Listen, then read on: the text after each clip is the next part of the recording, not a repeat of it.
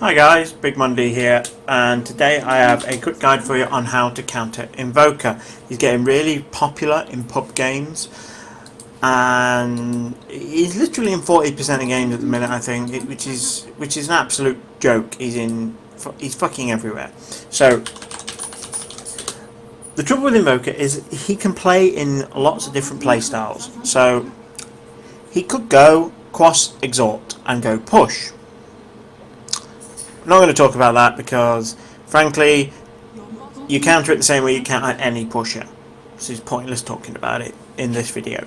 Okay, the other thing he can go Cross Exhort, and he can go the one-shot Sunstrike build. Sunstrike Meatball, Yule's Sunstrike Meatball, and you just die. Okay, we've all had it. We've been into a pub game. We're in Invoker as Yule's does, Sunstrike does, Meatball does, and there's fuck all we can do about it. But is there? What we have? Okay, there are a couple of items in the game that make this really easy to counter that are both cheap and flexible. First one's a Glimmer Cape. Glimmer Cape gives you 45% magic resistance and invisibility. So the trick with one of these one-shot invokers, get a Glimmer Cape. You glimmer whoever he goes on, whether that's you or someone else. You glimmer whoever he goes on. That gives them the magic resistance to survive being blown up. And then they just walk out and both of you reinitiate and you kill the invoker. Whereas if you don't get this, and even if there's two of you, he's going to blow one person up at the start of the invite, and then it's a matter of can you win a one-on-one with the invoker. Chances are you probably can't. Not a lot of squishy heroes can. Especially since even a bad invoker is going to have time to invoke something else, like Cold Snap or maybe even a tornado, or he'll just ghost walk out. You can't kill him. If you don't get something to handle this one shot, the best that can happen in a fight is he kills one person and leaves. That's the best that can happen. Whereas if you get this Glimmer Cape, you can both turn around and you can control him while you kill him. With both of you.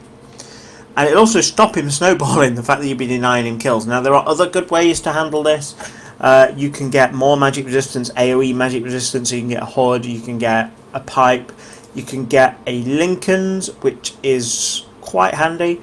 If you want to be really fancy, you could get a Lotus Orb, you could Echo Shell yourself when you think he's about to Yule's you, and it will Yule's him, and that will sort of interrupt his combo. So basically anything you've got in the game that can interrupt his combo is fine. If you get an Orchid, as long as it's not you he goes on, you can interrupt his combo.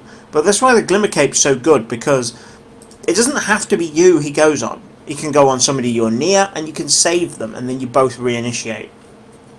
So, that's Quas Exhort Invoker. That's the one-shot bullshit down. You'll probably find if you interrupt a one-shot bullshit Invoker's initiation, he won't know what to do then, because a lot of these people, they practice the one-shot build, but they don't practice Invoker. And what makes Invoker so great is his flexibility, his ability to adapt to any situation in the game. And then you get these people who can use two of his skills.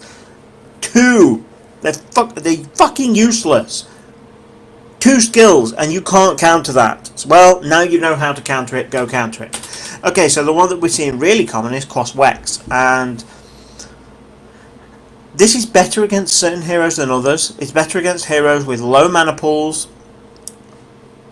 It's better against heroes that rely on their spells and disables to win a fight. So we've got a typical sort of 4 protect 1 team here. And we have Quas Wex. Now a lot of people think, oh, Invoker does too much damage and he kills me, and the thing is, that's bullshit. It's not his damage that's losing you the fight. He doesn't have enough damage early on to devastate a fight. And just let me show you what I mean here. I mean, even if I get a perfect Invoker initiation here and go Tornado into EMP, and I'm going to pause it there. I'm going to pause it because of the CM on it. This is what loses you the fight. See his mana pool? The Sven has nothing. Lena, 1 spell. Dazzle can probably... His instinct is now going to be to heal the Sven, but then he won't have mana for Shallow Grave. So he's got 1 small burst heal of HP. CM has one spell. Oh, actually, why has CM got mana boots? Hang on. Screwed that up.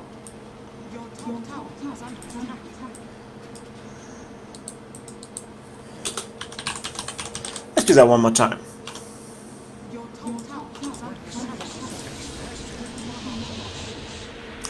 There we go. CM has nothing. And Lion, almost one spell. Oh, he can pretty much Earth Spike, but then nothing. If he's lucky. Let me just do that one more time. I think maybe he had not enough, and the CM aura helped him out. No, it takes 400, so he'd just have enough to Earth Spike, which is not terrible. Okay, so this is the thing. It is not the lack of health that is your problem in this fight. It is the lack of mana. He takes away all your ability to cast spells, to lock him down, and to counter anything he does. Now this Invoker can come into this fight, he can do whatever the hell he likes just because of that one EMP.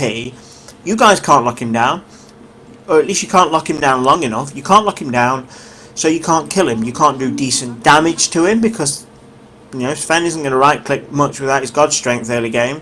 You can't cast big spells like Lena's ult. You can't cast Weave to help with the right click. You can't cast anything useful because you don't have mana.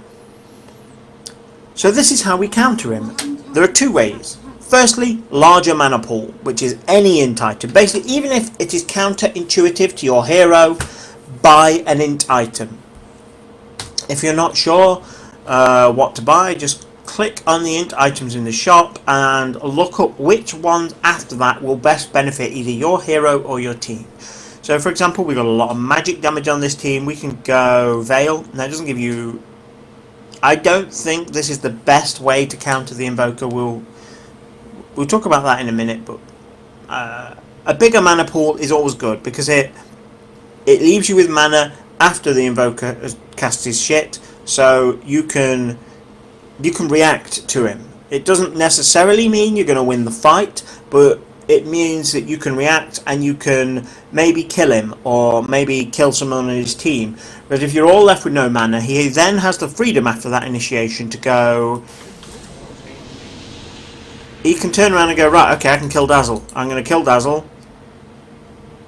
And then just Ghost Walk out. And there's nothing you can do to stop him doing that. So even when you're in 5v1 with this Invoker, you can't do shit. So, we can go Veil. That's handy. We can also... Let's see what Robe of the Magic... I mean, look at all these items that are useful. I mean, a drum gives decent all stats. So that's going to be useful to anyone. Any hero in the game. If you're struggling, a cheap all stat item is useful. The right click, the attack speed will mean Sven can right click harder. The movement speed will give you a chance to run away. You know, it's all good. Diffusal Blade's a really good one because it gives mana pool and it will drain Invoker's mana. Although don't ever think you're going to reduce Invoker's mana. I mean, look, I don't even have any decent mana pool enhancing items on this Invoker at the moment, and he still has enough to cast pretty much as he likes. I mean, let's just go 1, 2. See, I'm now waiting for cooldowns. Not even close to being out of mana. It's pointless. So don't even think about burning, unless you're someone like a Manta hero. You are not going to burn anti-mage's mana. Okay, Blade Mail, pretty good. The one-shot build, if you can get that off before he let's say just as you come down from the Yules, then he's going to immediately take your entire health as damage, even if he kills you. So let's say you're a Dazzle. You know, Dazzle's probably the squishiest person here. CM is actually. So CM, that's 630. Even if he picks the squishiest hero you've got, that's 636 damage. He's going to take as pure damage, which is a big chunk of his health. Let's be fair. That's going to hurt.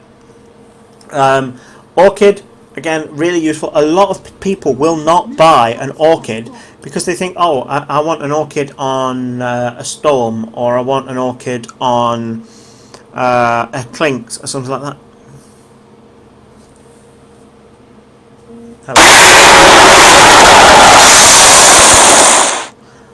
He an Orchid is good on any intelligence hero because of the intelligence, and it is good on any hero that right clicks because it gives attack speed. If you have any hero who has a mana problem, get an Orchid. It gives you loads of extra mana regen, it gives you loads of extra mana pool, and it makes your right click harder. The reason a lot of people don't get it is because it's not an amazing item for anything. They don't think it's useful. But an item doesn't have to be amazing for something, it just needs to be flexible. And this item gives you int, which solves a lot of problems for a lot of heroes. It gives you mana regen, which solves a lot of problems for a lot of heroes, and it has a silence and a damage amplification. I mean, seriously, why the hell Lenas don't buy this item when it literally gives you 30% more damage on the single most powerful spell in the game? I kid you not. I mean, you can one-shot so many people with this. I mean, you get into an Ags, and bear in mind, Orchid amplifies all damage. You get an Ags on Lena, you're doing 850 pure damage. That's 850 pure damage, so then going to amplify by 30%, which is 260 something, I think. So you're going to do well over... You're going to do about 1100 pure damage with this. 1100. And there are heroes that only have that amount of health at level sort of 15, 16, unless they've bought health items. Like you'd be able to blow somebody like Sniper or Drow or a lot of other squishy hero or a PA up completely because it's pure damage. And that's before you even look at the damage you apply with the rest of your spells. See, Orchid is great. So yeah, that will help you counter an Invoker. Because it can silence him, it can make you blow him up faster, it stops him stealing all of your mana, and it lets you regen your mana faster after it's gone. Okay, now we move on to the single most important Invoker countering item in the game is Mana Boots. It's pretty simple. Arcane Boots will help you destroy Invoker every single time. What happens with an Invoker is he comes in and he steals all your mana because he's a fucking asshole. And now he's full again because he's a fucking asshole. And you can't do shit about it. You are on no mana and you can't do shit about it. Let's just refresh that. And so, what if we had Mana Boots? What if one of our supports was smart? Even if our supports were not smart, we can be smart ourselves and tell our supports to be smart. Now what's going to happen is, first off, we're going to EMP. And both these guys are going to have plenty of mana to cast their spells. I mean, Lion's even got enough to cast his ult. These guys are pretty close to casting full combo. CM can't cast full combo because CM's full combo takes a ridiculous amount of mana. But these guys can cast most of their shit now, so they can lock him down pretty much permanently between them. But the beauty of this is that they can both also use Mana Boots, and then all of a sudden everybody can use their full combo. This is by two people buying a... I'm not going to say even the full price of boots, because everybody buys boots. This is by two people spending 900 gold on an energy booster will win you every single fight with an Invoker, or at least the early game fights. The problem with this is that it will go, let's say it goes mid game and everybody's got a big enough mana pool then to survive this shit and carry on casting spells, but Invoker will have gone so far, you will have snowballed him and his team with assist gold so far you can't fight them.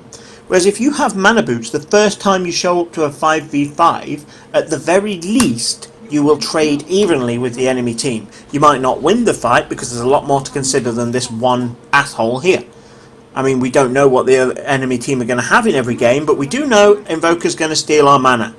But we do know we can completely nerf that we can completely counter it. 100% counter that happening by buying an energy booster to add to our boots. It's really simple, guys. I mean, if you have that before the first big fight, you're going to win that fight. Easy. But if you let Invoker take 2 or 3 or 4 fights, he'll snowball him and his team. And then you can't do shit. You just lose the game. But you buy this, and Invoker is now useless. The single most annoying hero in the game at the moment, because he's in almost every game, the single most annoying hero is now useless. And again, what you'll find at a lot of skill levels is he will have practiced this combo, this Tornado EMP combo, and what he'll do is he'll do that, and then he'll just rely on the fact you can't do anything about it and just stand there right clicking you. And what he's relying on, because he's a really bad player, is to get a shitload of damage items and then just use that to kill you. But as long as you're not against a really, really good Invoker, you can totally counter his ability to steal your mana, which means you can win fights. And if he's one of these assholes that's practiced one combo above all others, he won't be able to react to you well. I mean, I can't. Thinking on the spot, I don't know what I should do best as an Invoker if those spells are now countered. And I do play Invoker a little bit. I don't play him a lot. Don't get me wrong. You know, I played like a dozen games with him, but a lot of Invokers will really struggle. And when you get into like high MMR, if they're playing a hero like this, you've got to assume they really know the hero. But in most people's games, if you can counter that one combo they do, they're screwed. They're completely screwed. Okay, guys, hope you find this really useful. Please let me know how many Invokers you stomp now that you know how to counter them. Thanks for watching, guys. Bye-bye.